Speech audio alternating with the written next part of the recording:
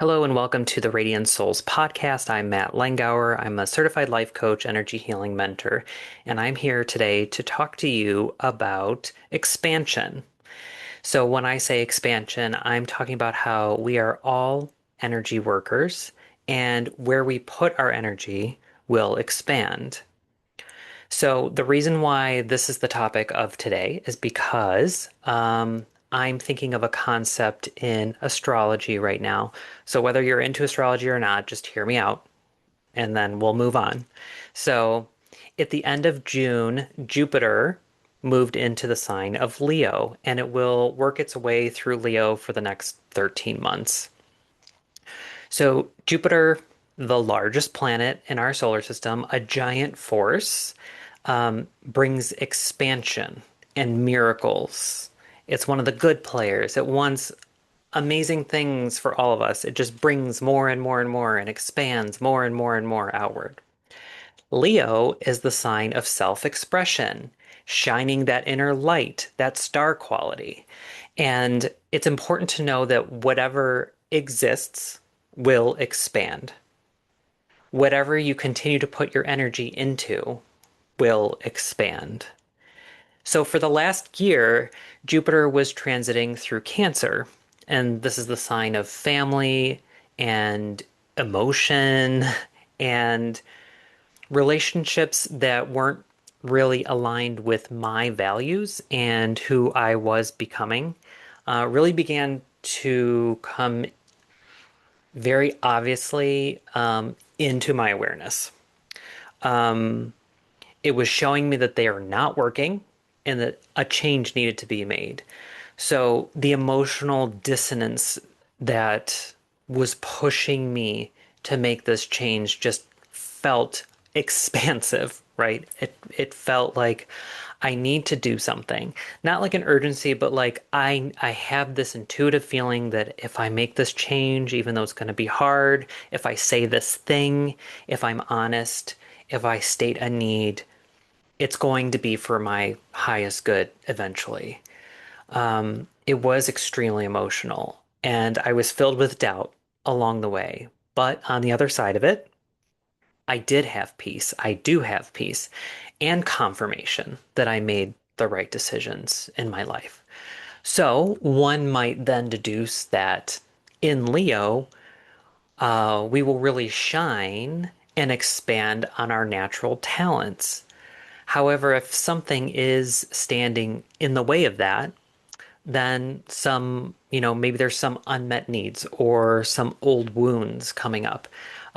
Those will also come to the forefront and expand and become, I hate to say more problematic, but just more obvious, more examples shown to us like, this is the thing. This is the thing you're meant to work on right now. And we will remove it or we will heal it, or we will harness it in order to shine. So think about it this way. If you're trying to blow out a birthday candle and instead you're blowing into a balloon and filling that balloon with air, that flame is going to stay lit. You're not blowing out the candle. Jupiter is going to pop that balloon. It's going to make it so big that it pops in your face. And now you can blow out the candle. Now you're free to blow out the candle. But will you actually do it? Or are you going to grab another balloon and keep blowing into it over and over? Or are you going to hold your breath? Or are you just going to set the cake on fire to avoid blowing out the candle? We have choice. So in astrology, it's not all about energies controlling us. It's more like presenting us opportunities to grow and to have a better life. And it helps us reflect on those specific areas of our lives that need that work. And it ebbs and flows, and it moves through all the different phases of our life. So now let's look at the concept in relationships. Let's say Maddie and Jazz have been in a relationship for 5 years. Great relationship, strong. They used to spend a lot of effort and time in making each other's lives easier, doing little things for each other, thinking about what would make lives easier, what would help them out, what would show them that that their love for each other, spending a lot of time together, talking about their dreams, about the future, about how their day went. And then after a few years, most weekends were being spent in front of a TV or on their phones, those evenings and weekends where you're decompressing, and that's great. You don't need to be up in each other's business all the time. And it's normal for when that honeymoon phase wears off to evolve into something different. But this seemed to grow into putting the energy outward into electronics, screen time. So while they both valued that chill weekend vibe, their energy was being put into electronics. And so that's what expanded. Where they were directing their energy, that's what expanded. So more and more hours were spent in front of these things. More and more time spent in front of them, and therefore less time talking to each other, less time connecting with each other, less time planning those dreams and those futures to be more of a present day reality. However, this acknowledgement and acceptance that, oh, this is where this has led to. I don't like where this is going. I feel less connected. That doesn't mean there's something wrong with our relationship or something wrong with you or something wrong with me. It just means we need to tweak this a little. Let's make some changes. So, this acknowledgement and decision to cut back on screen time and spend more time putting energy into the relationship brought about healing,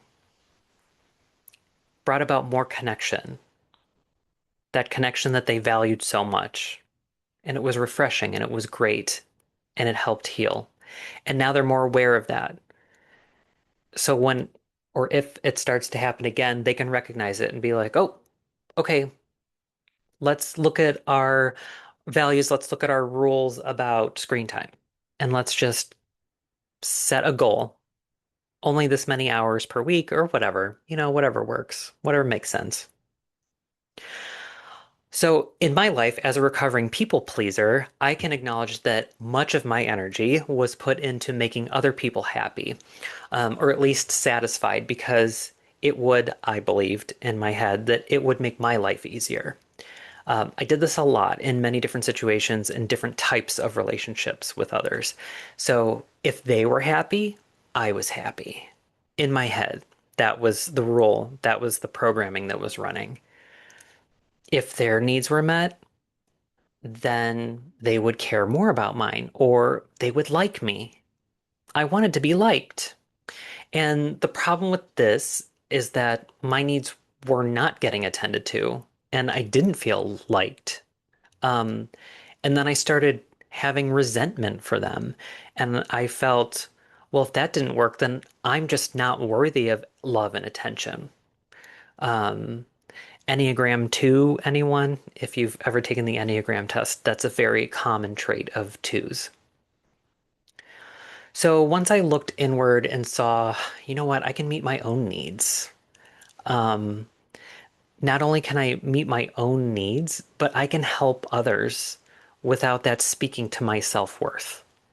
If I have the energy to spare and the will to help someone else and do something for them, just out of kindness and just because that's who I am, but not with the purpose of healing or feeding into some core wound of mine. I had to work on that on my own. So until I made that change to focus more on my energy and where I was putting it, I was stuck in that pattern. So, what's the common denominator between all these little scenarios and these stories? Whether it's astrology and the balloon, or the couple with the screen time, or me as a recovering people pleaser. The common denominator was that in each of these circumstances, a change had to be made by an individual. Someone had to take control of what they were doing with their energy and redirect their energy into expanding something healthier for them instead of what wasn't working. And we don't need to like beat ourselves up. This is totally normal. This is totally normal human behavior for us to stick with what's familiar or old patterns we've learned from ancestors and family and our own experiences, it's fine. We just become aware and we level up. We become aware and we address it. And sometimes it's not easy. Most of the time, it's not when it's a big thing, a big change we have to make. It can change relationships that we have with people. So, energy is a broad term for many things. It's time is energy. The effort that we put into things is energy. And even money. Yes, even money is energy because that even ebbs and flows. And where we direct money expands. What we invest our money in expands. This is why when people hoard money out of fear that they can never have enough or they need it for their future or the need to just hoard more and more because the fear of losing it is so great or the fear of, someone else having more. Um, this idea that it's limited, this idea that all resources are scarce and limited and we have to hoard.